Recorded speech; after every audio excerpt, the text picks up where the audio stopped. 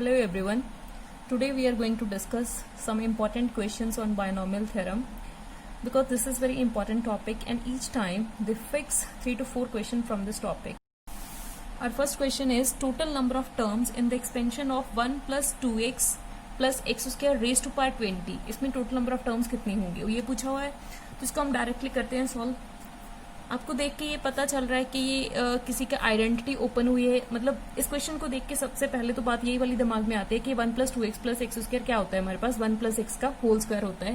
That means 1 plus x का whole square raise to power कितना है 20, मतलब टोटल कितना हो गया 1 plus x raise to power 40। तो मुझे पता है कि अगर बाइनोमियल को हम सॉल्व कर रहे हैं उसमें n टर्म्स होती हैं, ठीक है। उसकी पावर अगर n दी हुई है तो टोटल नंबर ऑफ टर्म्स कितनी होगी, उसकी पावर में 1 ऐड कर दो। अगर यहाँ पे पावर कितनी दी हुई है 40, तो इसमें पावर में 1 ऐड कर देंगे, वो हमारे पास हो जाएगा 40। मतलब इस एक्सपेंशन में टोटल नंबर ऑफ टर्म्स कितनी होंगी 41। ओके, तो बी ऑप्शन इसका आंसर आ जाएगा। Second question is number of terms in the expansion this. इसको मतलब क्वेश्चन को देख के एन को देख के घबराना नहीं है। आपने जितने एन वाले क्वेश्चन होंगे वो आपके इजी हो जाएंगे, वो बहुत इजीली आप सॉल्व कर सकते हो। आपको क्या करना है, एन को जस्ट पुट कर दो, एन को पुट करके चेक कर लो, वो आपका क्वेश्चन बहुत इजीली हो जाएगा। फर्स्ट अगर हम इसमें एन को 1 डाल के देखते हैं, अगर हम 1 डाला तो यहाँ पे कितनी टर्म्स बचती हैं, 3 टर्म्स। ऑप्शन में देख लो एन को 1 डाल के कौन सा ऑप्शन 3 आंसर दे रहा है आपको। यहाँ पे एन को 1 डाला तो 2 देगा, गलत है। एन को 1 डाला तो 3 दे रहा है, मतलब अभी इसको टिक नहीं करना, बाकी के ऑप्शन भी चेक करनी है।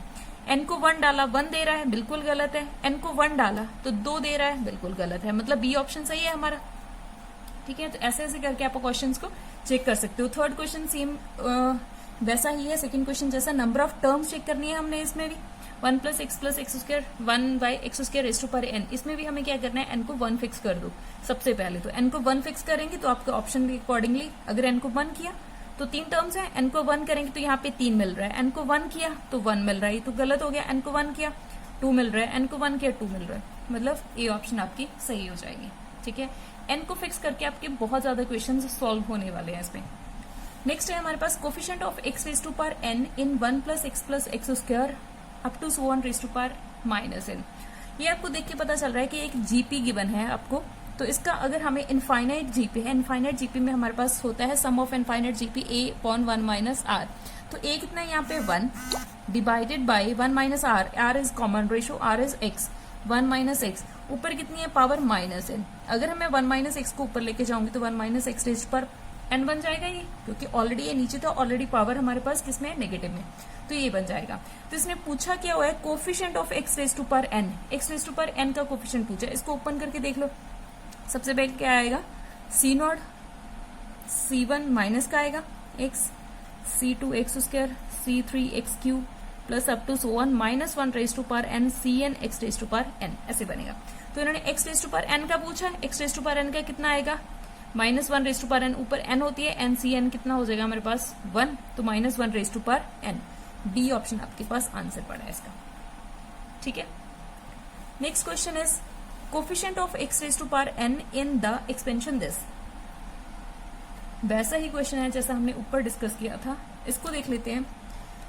इसको ऐसे भी कर सकते हो आप, अगर मैं एक्स को एन को फिक्स कर दूं, एन को अगर मैं 1 फिक्स किया यहाँ पे, ठीक है, तो कोफिशिएंट किसका देखना है मुझे, एक्स का इन दिस। अगर मैं ये अप टू सो ऑन चलता जाता है एन की पावर्स तक, ठीक है। अगर मैं एक्स को 1 लेके चलती हूँ तो मतलब कब तक चलेगा ये 1 प्लस एक्स की पावर 2 बन जाएगी, ये यहाँ तक ही चलेगा। अगर को एक्स को 2 लेके चलूंगी तो यहाँ तक चलेगा, एक्स को 3 लेके चलूंगी तो एक्स क्यूब तक चलेगा। मतलब इन्होंने एक्स की पावर एन पर पूछा हुआ है, तो कहीं ना कहीं आगे जाके x raise to power n पड़ा होगा। तो वैसे अगर मैं एन को 1 फिक्स कर देती हूँ तो मेरा कहाँ तक चलेगा 1 प्लस एक्स रेज पावर 2, ये बन गया। अभी इसमें मैंने कोफिशिएंट किसका देखना है, कोफिशिएंट ऑफ एक्स। अगर मैं एक्स का कोफिशिएंट देखती हूँ तो मुझे पता है कि 1 plus 2x plus x square होता है, तो एक्स का कोफिशिएंट कितना आएगा 2। अगर मैंने एन को 1 फिक्स किया तो मेरा आंसर कितना आना चाहिए 2। ऑप्शन में देख लेते हैं, एन को 1 फिक्स किया तो 1, एन को 1 फिक्स किया तो 0, एन को 1 फिक्स किया तो 2 मिल रहा है, मतलब ये भी गलत, ये भी गलत। एन को 1 फिक्स किया तो 1 मिल रहा है, मतलब ये भी गलत। तो सी ऑप्शन इसका आंसर आ जाएगा, ठीक है। अगर आपको ऐसे नहीं करना, ठीक है, अगर आप सॉल्व करके ही देखना चाहते हो तो आपको पता है ये वाली जीपी बन रही है, जीपी को अकॉर्डिंगली हमने ये वाला फॉर्मूला किया था, तो वैसे ही बनेगा ये 1 minus x raise to power कितना बन जाएगा -2। अगर इसकी एक्सपेंशन आप ओपन करोगे तो क्या बनेगी 1 plus 2x plus 3x square 4x cube plus up to so 1।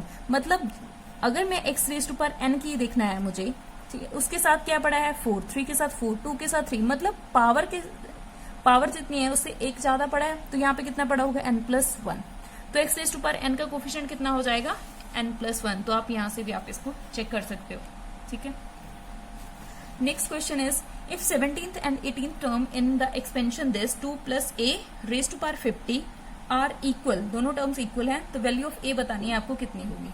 तो इसको हम सॉल्व कर, तो हमने इसकी 17th एंड 18th टर्म को इक्वल रख लिया है, वहां से a की वैल्यू फाइंड आउट कर लेते हैं। 17 टर्म को रख लिया और 18th टर्म को रख लिया, इसको ओपन किया तो ये a कैंसिल हो जाएगा, a रेज टू पावर 16 था, a रेज टू पावर 17 था, यहाँ पे सिंपल a बचेगा। ये हमारे पास 2 raise to power 34, 2 raise to power 33। अगर इनको एक साइड पे लेके जाएंगे तो 2 एक तो मतलब 33 पावर तो कैंसिल हो जाएगी, 2 बचेगा मेरे पास 50c 16 ये ओपन कर लिया, 50c 17 ये ओपन कर लिया। अगर इसको देखें तो 50 फैक्टोरियल कैंसिल, यहाँ से 17 बचेगा मेरे पास 2 × 17 क्योंकि ये इससे कैंसिल हो जाएगा। यहाँ पे 33 है वो इससे कैंसिल हो जाएगा और नीचे 34 बचेगा, ये 17 आपस में कैंसिल हो गए, ए की वैल्यू मेरे पास क्या आ गई 1। तो ऑप्शन में चेक कर लेते हैं हम, ए की वैल्यू 1, यस बी ऑप्शन है, ए की वैल्यू 1 होगी। तो ऐसे करके आप इसको सॉल्व कर सकते हो, ठीक है। Next question is sum of all coefficients in the expansion of this raise to power n is 512, then n is, आपको n बताना है कि किसकी पावर कितनी करने पे मुझे 512 मिल रहा है, ठीक है। तो अगर आपको हमने किया था वीडियो में जब हमने बाइनोमियल किया था कि इसके कोफिशिएंट्स का सम कैसे ढूंढते हैं, हम इनका कोफिशिएंट्स उठा लो, इसका कोफिशिएंट 1, x का कोफिशिएंट 1, इसका कोफिशिएंट 2, इसका कोफिशिएंट 4, इन सब का सम करके इसकी पावर n कर लो। 4 2 6 1 8, that means 8 raise to power n equals to 512। तो n कितना होगा 3, n की पावर 3 करने पे ही हमें 512 मिलता है, तो n की पावर 3, ठीक है। The greatest term in the expansion of this, हाँ ये वाला मेथड थोड़ा सा करने वाला है, ये थोड़ा सा लेंथी क्वेश्चन है। मतलब ग्रेटेस्ट टर्म अगर आपको फाइंड आउट करने को बोला होगा इस एक्सपेंशन में 2 + 3x raise to power 9 when x equals to 3, तो कितनी होगी। अगर इसको देखें तो इसके लिए सबसे पहले हमें क्या निकालना होता है, t of r + 1 divided by tr। अगर इसको आप निकालोगे, अब सॉल्व करके देख लेना, ये क्या बनेगा आपके पास n - r + 1 divided by r into b by a। ये अगर मैं इसकी एक्सपेंशन ओपन कर रही हूँ ना, तो आपके पास ये टर्म बनती है। अगर इसको मैं इससे कंपेयर करती हूँ तो a हमारा आएगा 2 और b हमारा आएगा 3x। इसको इस फॉर्मूले में पुट कर लो। एक बार तो tr + 1 बाय tr को ग्रेटर देन 1 रखना होता है, ठीक है।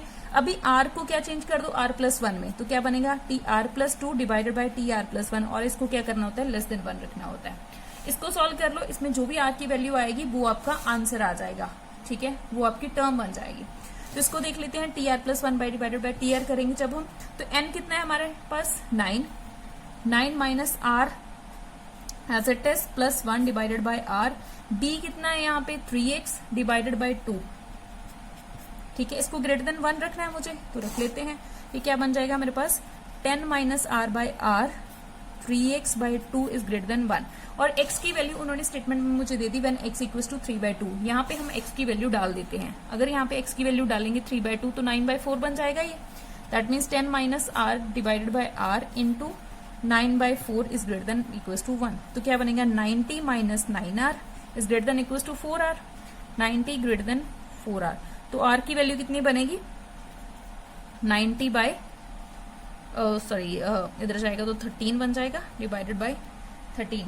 तो कितना आएगा 13 × 7 इज 91, मतलब जो भी आएगा वो 6 पॉइंट समथिंग हो जाएगा, ठीक है। एक तो मुझे मिल गया कि r की जो भी वैल्यू होगी वो 6 से कम होगी, ठीक है, 6 पॉइंट समथिंग से कम होगी, मतलब 6 हो सकती है, 6 पॉइंट समथिंग है, 6 हो सकती है या फिर उससे कम हो सकती है, मतलब इससे ज्यादा नहीं हो सकती, ठीक है। तो अगर हम इसकी नेक्स्ट टर्म देखें तो इसको लेस देन 1 रखना है। अभी इसी में जो आपने r चेंज किया हुआ है, ये सारा ही चेंज किया, r को मैंने रिप्लेस किया है यहाँ पे r + 1 में। तो मुझे क्या करना है, जो एंड में मैंने सॉल्व किया है इसको r को r + 1 में कन्वर्ट कर दो। 90 प्लस ग्रेटर देन, यहाँ पे इक्वालिटी चेंज हो जाएगी, लेस देन हो जाएगा 13 r + 1, क्योंकि यहाँ पे ग्रेटर देन इक्वल टू, यहाँ पे हमें लेस देन के लिए सॉल्व कर लें इसीलिए। तो 90 less than equal to 13r + 13, 90 - 13 13r, तो 13r इज ग्रेटर देन और इक्वल टू 90 - 30 इज 77। तो इसको आर को इधर जाएगा तो ये इतना आ जाएगा। तो 13 इंटू 678 मतलब 5 पॉइंट समथिंग। आर जो होगा वो 5 पॉइंट समथिंग से बड़ा होगा। अभी देखो 5 पॉइंट समथिंग से तो आर बड़ा है, 6 पॉइंट समथिंग में आर छोटा है। तो आर होता तो इंटीजर ही है, मतलब 5 से बड़ा और 6 से छोटा कौन सा वाला इंटीजर होगा, तो 6 बन जाएगा। आपको 5 से तो बड़ा चाहिए, 6 पॉइंट समथिंग से आपको छोटा चाहिए, तो कौन सा इंटीजर मिलेगा, आर कितना मिल जाएगा आपको 6। तो अगर हम जनरल टर्म आर प्लस 1 की फॉर्म में लेके चलते हैं तो आर आपको 6 मिल रहा है। अगर यहाँ पे 6 डालेंगे तो टी 6 + 1 इज 7। मतलब टर्म कौन सी होगी, ग्रेटेस्ट टर्म। यहाँ से अगर आर 6 मिल रहा है तो 7th टर्म आपकी मिल जाएगी, जो होगी आपकी ग्रेटेस्ट टर्म। इसको ऐसे सॉल्व करना है, ये इसका प्रोसीजर है। ठीक है, नेक्स्ट क्वेश्चन इज, सबसे पहले तो आपको T R plus 1 by T R find out करना है। ये आपका आ जाएगा n plus R divided by R into B by A. इसको हम a plus B raise to power n की फॉर्म में। तो हमें क्या करना है, T R plus 1 by T R को ग्रेटर देन 1 रख लेना है और T R plus 2 divided by T R plus 1 को लेस देन 1 रखना है। इसमें से जो भी आर लाई करेगा वो आपने जनरल टर्म में देख लेना है। ठीक है, next number of integral terms in the expansion of this.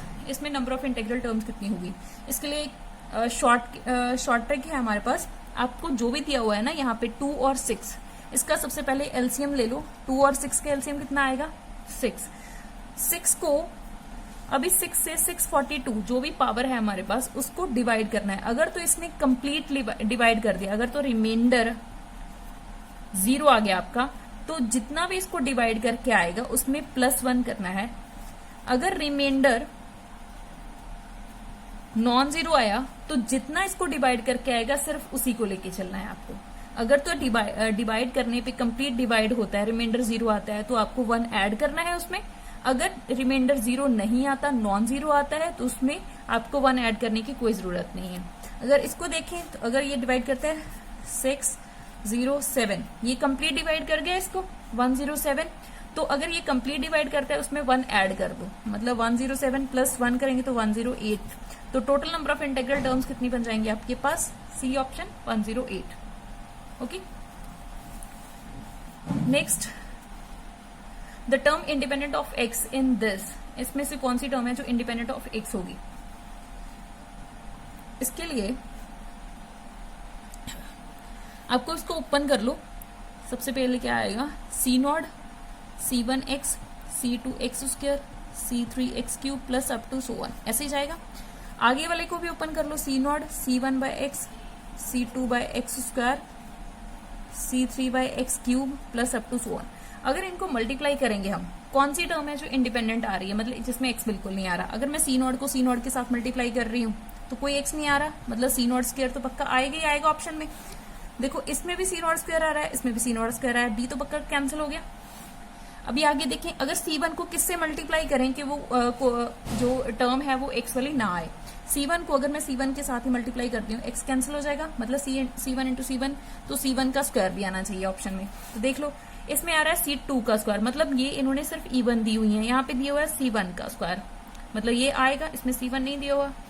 वैसे भी आप करके C2 को C2 के साथ मल्टीप्लाई करेंगे तो C2 square C3 square plus up to 1, ये आपका आंसर आएगा CN स्क्वायर। तो C ऑप्शन आपका आंसर हो जाएगा। ठीक है, next question is 11th question, sum of rational terms in the expansion of this is. कितनी होंगी रैशनल टर्म्स का सम। ओके, अगर इसके हम जनरल टर्म देखें t of r plus 1 which is equal to 10 power 10 given है, n होता है CR 2 की पावर 10 माइनस r, यहाँ पे स्क्वायर रूट था उसको मैं डिवाइडेड 2 लिख देती हूँ, और 3 रेज टू पावर r, यहाँ पे कितना है 5। ठीक है, अभी जो 2 और 3 की पावर्स हैं 10 माइनस r/2 एंड r/5, ये इंटीजर कब हो सकती हैं। यहाँ पे जो हमारा r होता है वो मतलब 0 से लेके जहां जितनी आपको n गिवन होती है वहां तक जाता है। n कितनी है आपकी 10, मतलब 0 से 10 तक जाएगा r। मतलब ये वाले टर्म्स इंटीजर कब होंगी, ये दोनों टर्म्स इंटीजर होनी चाहिए। अगर मैं r को 0 डालती हूँ, यहाँ पे 0 डाला, यहाँ पे भी 0 डाला, तो इंटीजर बन रही है। मतलब एक तो मुझे r इक्वल टू 0 इंटीजर दे रहा है, r को 1 डालेंगे तो ये इंटीजर नहीं मिलेगा, 2 डालने पे ये इंटीजर नहीं मिलेगा, 3 डालने पे ये भी नहीं मिलेगा, ये भी नहीं मिलेगा। तो ऐसे करके अगर आप 10 डालोगे तो आपको इंटीजर मिलेगा, उसके बिना और कहीं पे आपको इंटीजर नहीं मिलेगा। मतलब आर की सिर्फ दो ही चॉइसेस है आपके पास, 0 और 10। अगर आर 0 है तो कौन सी टर्म होगी, फर्स्ट टर्म, और सेकेंड व्हेन आर इज 10 तो 11th टर्म। दोनों का सम ही चेक करना है, सम ही फाइंड आउट करना है। मुझे T1 निकालना है और T11 निकालना है। T1 निकालेंगे, T1 कैसे निकलेगा, 10C, 10C यहाँ पे T1 निकाल रहे हो तो 0 हो जाएगा। 2 की पावर 10 माइनस 0 मतलब पावर हो जाएगी 5, और 3 की पावर R है, R हमारा 0 है तो 1 हो जाएगा, प्लस 10C 10, 2 की पावर यहाँ पे 10 डालेंगे तो 0, 3 की पावर 10 डालेंगे तो पावर 2 बन जाएगी मेरे पास। ठीक है, 10C 0, अगर नीचे 0 होता है तो वैल्यू 1 होती है, अगर डिफरेंस 0 होता है तो भी वैल्यू 1 होती है। मतलब इसकी वैल्यू 1 है, इसकी भी वैल्यू 1 है। 2 रेज़ टू पावर 5 ये कितना होता है, 32 प्लस 3 का square 9, 32 plus 9 is 41। B option आपका आंसर आ जाएगा। Okay, next, if in 1 plus y raised to power n the coefficient of 5th, 6th and 7th term are in AP, then n is equal to, n कौन सा equal होगा, ठीक है। तो 5th 6th 7th term देखना है आपको। अगर 5th टर्म देखोगे इसमें T5th निकलोगे तो NC4 मिलेगा आपको, कोफिशिएंट ही चेक करना है तो उसका कोफिशिएंट NC4, 6th का NC5, 7th का NC6। अगर ये तीनों AP में दिए हुए हैं तो क्या होगा, फर्स्ट और लास्ट का सम 2 टाइम्स ऑफ दिस होगा। फर्स्ट और लास्ट का सम NC4 NC6 equals to 2 times NC5 बन जाएगा। ठीक है, अगर इसको आप ओपन करोगे तो n factorial, 4 factorial, n minus 4 factorial, n minus 6 factorial, 2 times n factorial, 5 n minus 5 factorial. ठीक है, तो n माइनस 6 सभी में आएगा तो उसको कॉमन निकाल सकते हैं, मतलब कैंसिल हो जाएगा ना। n माइनस 6 निकालेंगे तो यहाँ से भी, यहाँ से भी, यहाँ से भी कैंसिल, और 4 फैक्टोरियल भी कैंसिल, ऊपर से n फैक्टोरियल भी कैंसिल जाएगा।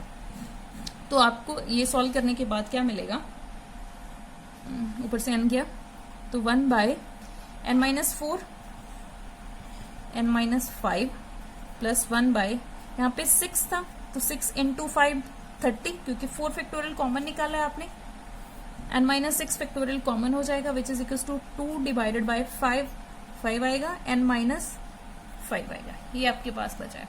ठीक है, अगर इसको देखते हो इधर जाएगा 30 plus n minus 4 n minus 5 equals to, इधर जाएगा 36 इंटू 2 इज 12, साथ में क्या आएगा इसके n माइनस 4, ये वाली वैल्यूज बचेंगे आपके पास। ठीक है, मतलब इसको सॉल्व कर लोगे तो ये आ जाएगा। या तो यहाँ से आप क्वाड्रेटिक इक्वेशन बना सकते हो, वहां से आप रूट फाइंड आउट कर सकते हो। अगर आपको ऐसा नहीं करना है, रूट फाइंड आउट नहीं करना है, तो आपको ऑप्शन उठाना है। ऑप्शन उठाओ n की वैल्यू, n की वैल्यू अगर मैंने 7 उठाई तो डाल के देख लो, 7 उठाई तो दोनों तरफ सेटिस्फाई करनी चाहिए। 7 minus 4 is 3, 7 minus 5 is 2, 3 two 6 36 बनना चाहिए। इधर क्या आ रहा है, 12 इंटू n कितना है 7, 7 माइनस 4 इज 3, 12 इंटू 3 इज 36। ठीक है, तो 7 सेटिस्फाई कर रहा है, मतलब 7 मेरा ए ऑप्शन में भी आ रहा है, बी ऑप्शन में भी आ रहा है, सी में नहीं आ रहा ना, तो ये कैंसिल हो जाएगा।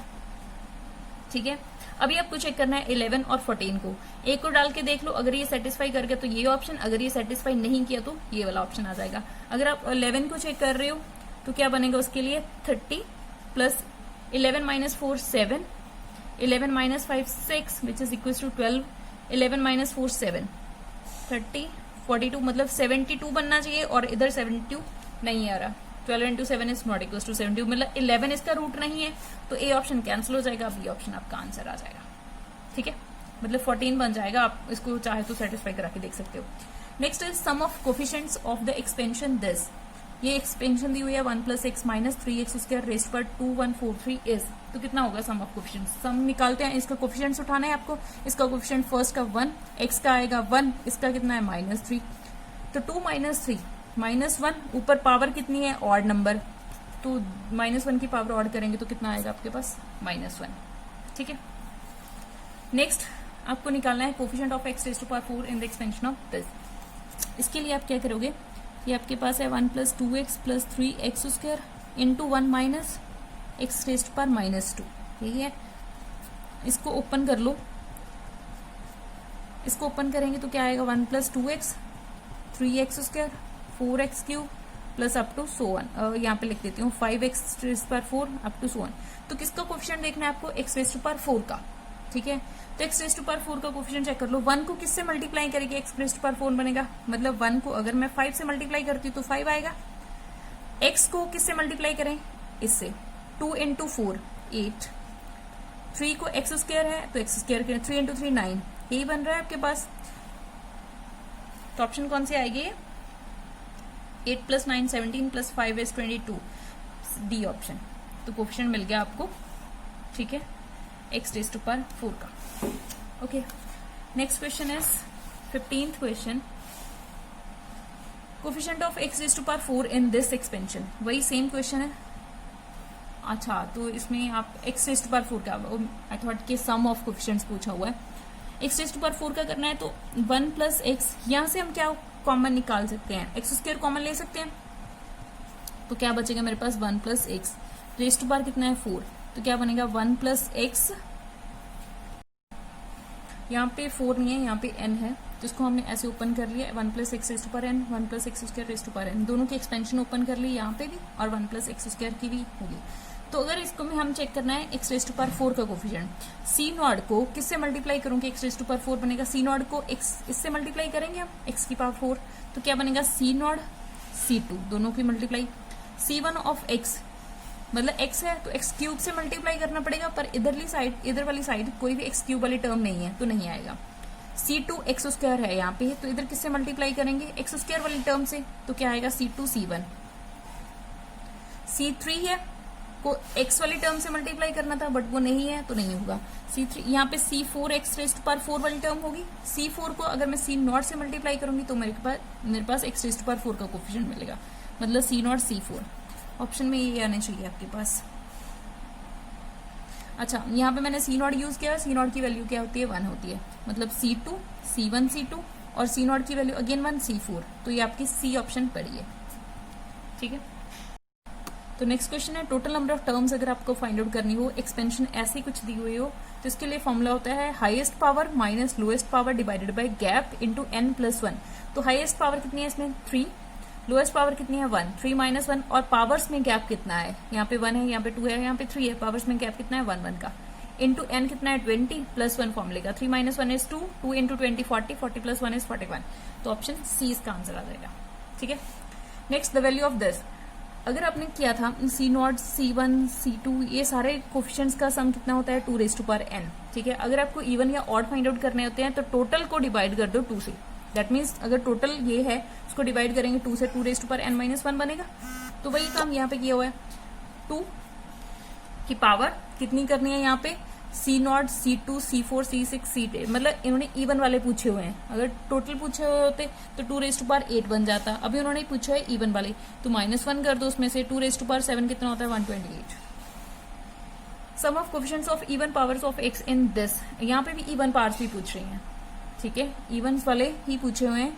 इन this expansion is equal to, तो पहले तो सम करना है कोफिशिएंट्स का, इनके कोफिशिएंट का सम कितना होता है हमें पता है, इसका कोफिशिएंट, इसका कोफिशिएंट, इसका कोफिशिएंट और इसका कोफिशिएंट, चारों के 1 1 है तो 4 आएगा, रेज टू पावर 5। उसको कितने से डिवाइड करना होता है? 2 से, मतलब अगर इवन पावर्स हैं तो टोटल को हम 2 से डिवाइड कर देते हैं, तो क्या आएगा? 4 रेज टू पावर, अगर हम 3 लिख के चलते हैं तो 4 रेज टू पावर 3 इंटू 8 कितना होता है? 64 इंटू 8 मतलब 50, ये आ जाएगा 512। नेगेटिव वाले तो आने की कोई पॉसिबिलिटी ही नहीं है, ठीक है। आगे पूछा है middle term in the expansion of this, इस टर्म में मिडिल टर्म, इस एक्सपेंशन में मिडिल टर्म कौन सी होगी? तो उसके लिए हमें क्या फॉर्मूला होता है? मिडिल टर्म अगर हमारे पास इवन है यहाँ पे, तो इवन को डिवाइड करना होता है 2 से, जो भी नंबर होगा उसके बाद उसमें +1 करना है, तो ये वाली टर्म जो होगी वो आपकी मिडिल टर्म होगी। तो यहाँ पे किया तो n+1 टर्म देखनी है आपको, ठीक है। तो tn+1 टर्म अगर आप देखोगे तो 2n, यहाँ पे इसमें से -n, 2x/3 raise to power कितनी आएगी? 2n - n, that means n -3/2x² raise to power n, ठीक है। अगर इसको आप ओपन कर लोगे, देखो 2n/cn, तो इसमें भी आ रहा है 2n/cn, इसमें भी आ रहा है 2n/cn, इसमें भी आ रहा है, सभी में 2n लिखा हुआ है यहाँ पे, ये तो सभी में आ रहा है, इसको तो छोड़ दो। अगर इसको देखें 2 raise to power n, x raise to power n, 3 raise to power n, और ये -1 रेज टू पावर n भी साथ में आएगा, ये वाला माइनस, तो इसमें ही -1 आ रहा है, बस तो ये वाली ऑप्शन टेक हो जाएगी। अगर आपको फिर भी देखना है 3 raise to power n, 2 raise to power n, x raise to power 2n, ये इससे कैंसिल, ये इससे cancel, x raise to power n है, ये x raise to power 2n है, तो मतलब x raise to power minus n बचेगा, वो इसी में आ रहा है, तो बी ऑप्शन आपका आंसर आ जाएगा। ठीक है, नेक्स्ट इज 20th क्वेश्चन। ये प्रीवियस ईयर पेपर वाले क्वेश्चन हैं जो अभी सारे आएंगे। सम ऑफ कोफिशिएंट पूछा हुआ है ए एक्स प्लस बी वाई, इससे रिलेटेड हमने बहुत ज्यादा क्वेश्चंस कर लिए। जो भी कोफिशिएंट है उनको उठाओ, ए को उठाया, बी को उठाया, ए प्लस बी के उनकी पावर जो भी है वो कर दो, तो A plus B raise to power N ये पड़ा है। ठीक है, कांस्टेंट टर्म्स कोफिशिएंट चेक करना है इसमें, इस जो भी एक्सपेंशन गिवन है इसका कांस्टेंट टर्म देखनी है हमें। ठीक है, जिसमें एक्स नहीं आती, तो इसको देख लेते हैं हम। यहाँ पे r+1 लेके चलेंगे हम, which is equal to 10 CR x raise to power 10 minus r minus 1/x raise to power r। ठीक है, अगर आपको कांस्टेंट टर्म चाहिए, मतलब x की ये वाली पावर और x की ये वाली पावर बराबर होनी चाहिए, इक्वल होनी चाहिए, तभी ये आपस में कैंसिल होंगी। x की पावर्स कैंसिल हो जाएंगी तो x नहीं बचेगा आपके पास, तो मतलब 10 minus r equal to r होनी चाहिए, तो 10 इक्वल टू 2r, तो r की वैल्यू कितनी आ गई आपके पास 5। अगर r की वैल्यू 5 आ रही है तो कौन सी टर्म मिल रही है आपको, 6th टर्म मिल रही है। ठीक है, r की वैल्यू 5 आ रही है, इन्होंने पूछा क्या है उसका कोफिशिएंट 10C5, x की पावर 5 लेंगे, ये तो कैंसिल हो जाएगा, -1 रेज टू पावर 5 करेंगे तो -7 में आएगा। तो मतलब अगर -7 में आ रहा है तो ये भी ऑप्शन नहीं आएगी, ये भी नहीं आएगी, या तो ये हो सकती है या फिर ये हो सकती है। इसको ओपन करके देख लो तो आपकी बी ऑप्शन आ जाएंगे आंसर। ठीक है, in 3x plus 2 raise to power 4 coefficient of middle term, again middle term का कोफिशिएंट पूछा हुआ है। अगर मिडिल टर्म चेक करनी है, यहाँ पे इवन नंबर पड़ा है, इसको 2 से डिवाइड कर लो, 4 डिवाइडेड बाय 2 इज 2, उसमें से +1 करेंगे, दैट मीन्स हमें थर्ड टर्म फाइंड आउट करनी है। ठीक है, थर्ड टर्म फाइंड आउट करेंगे तो 4C2 लेके चलेंगे, 3x raise to power 4 minus 2 is 2, यहाँ पे 2 रेज टू पावर 2, इसको सॉल्व कर लेंगे तो आपको आपका ऑप्शन मिल जाएगा। कोफिशिएंट चेक करना है हमें, तो इसका आएगा 4 आ जाएगा, 9 आ जाएगा, यहाँ से आ जाएगा, हाँ 216 बन जाएगा, आपको सॉल्व करके देख लेना इसको। ठीक है, next is sum of coefficient in the expansion of this, इस एक्सपेंशन में सम ऑफ कोफिशिएंट चेक करना है। यही क्वेश्चन रिपीटेडली आए हुए हैं, ऐसे ही क्वेश्चन। इसमें अगर चेक करोगे तो 1 है, यहाँ पे इसका कोफिशिएंट -1 है, इसकी पावर हमें 10 करनी है, 1 - 1 है 0, 0 रेज टू पावर कुछ भी करेंगे तो 0, ए ऑप्शन। ठीक है, ये सारे प्रीवियस ईयर पेपर्स वाले ही क्वेश्चन है। यहाँ से मैंने 20 से स्टार्ट किए हैं ये क्वेश्चन, ये सारे प्रीवियस ईयर के हैं। Next is 24th question, number of terms in the expansion of this, ये रिपीटेड आया हुआ है, दोनों बार पेपर में ये क्वेश्चन डाला हुआ था। हमें पता है कि अगर पावर जितनी होगी n, तो टोटल नंबर ऑफ टर्म्स कितनी होती है, उसमें से 1 ऐड कर दो तो n+1 हो जाएंगे। अगर आपको फिर भी करके देखना है तो n को ना चेंज कर दो, n को 1 ले लो। अगर n 1 है तो कितने टर्म्स मिल रहे हैं आपको 2, n को 1 डाल के देख लो किसमें आंसर आ रहा है, वो आपका आंसर आ जाएगा। ठीक है, तो term independent of x, x independent of x पूछा है, x - 1/10 रेज टू पावर 10, ये हमने ऑलरेडी सॉल्व कर लिया। ये क्वेश्चन एक बार तो ऐसा क्वेश्चन आया था एक पेपर में, और एक पेपर में आया था उसका कोफिशिएंट पूछा हुआ था। एक पेपर में इसका कोफिशिएंट पूछा है, मतलब कांस्टेंट टर्म का कोफिशिएंट। यहाँ पे पूछ लिया उन्होंने टर्म इंडिपेंडेंट ऑफ x, एक ही बात है। यहाँ पे हमने निकाला था ये r कितना होगा, 6 होगा, तो इसमें क्या हो जाएगा, r की वैल्यू 6 हो जाएगी। सी ऑप्शन ये आपने ऑलरेडी सॉल्व कर लिया। Next is 26 question, a and b are coefficient of x raise to power r and x raise to power n minus r in 1 + x raise to power n, then a + b equals to 0, मतलब क्या होगा। अगर आपको वैसे देख के इसको डर लगता है तो इसको चेंज कर लो, आपको पुट कर लो, इसको कुछ भी लेके चल पड़ो। अगर मैं n को 1 लेती हूँ, r को 0 ले लो, कुछ भी ले लो, n को 1 लिया, r को 0, तो r की power 0 that means 1, coefficient constant term x की पावर 0 और x की पावर n माइनस r मतलब x की पावर 1। देखो x की पावर 0 मतलब टर्म क्या बची मेरे पास, 1 + x ही है ना, n को अगर 1 डाला, x की पावर 0 तो मतलब 1, x की पावर 1 इसका कोफिशिएंट 1। अगर इन दोनों का हम सम करते हैं, a + b बन गया ना, इनका कोफिशिएंट बन गए। हाँ, अगर इन दोनों का सम करते हैं 1 + 1, क्या 0 बन रहा है, नहीं बन रहा, तो ए ऑप्शन कैंसिल। क्या दोनों का डिफरेंस करके बन रहा है, बन रहा है। A is not equals to B, ये भी बिल्कुल गलत है ना, ना ये तो बन रहा है ना बी ऑप्शन। आप इसको ऐसे भी कर सकते हैं, इसकी पावर 2 लेके चलना। अगर आप 2 के बजाय n को ले लो 3 और r को ले लो 1, ठीक है, n को 3 लिया अगर आपने तो 1 + x की क्यूब, इसको अगर ओपन करेंगे तो 1 + 3x उसके 3x x क्यूब, ठीक है, और r को लिया है 1, तो मतलब x रेज टू पावर 1 का कोफिशिएंट देखना है आपको, और x raise to power n minus r 3 - 1 x पर 2 का, तो x रेज टू पावर 1 का कोफिशिएंट कितना है 3, x रेज टू पावर 2 का कोफिशिएंट कितना है अगेन 3। अगर दोनों का डिफरेंस करेंगे तो भी तो हमारे पास 0 आ रहा है, ठीक है। तो ऐसे क्वेश्चंस पुट करके ही हो जाते हैं, कोई ज्यादा इनमें घबराने वाली या सॉल्व करने वाली बात नहीं होती। अगर इसमें इससे रिलेटेड कोई आपके डाउट्स हैं तो please let me know. Okay, thank you.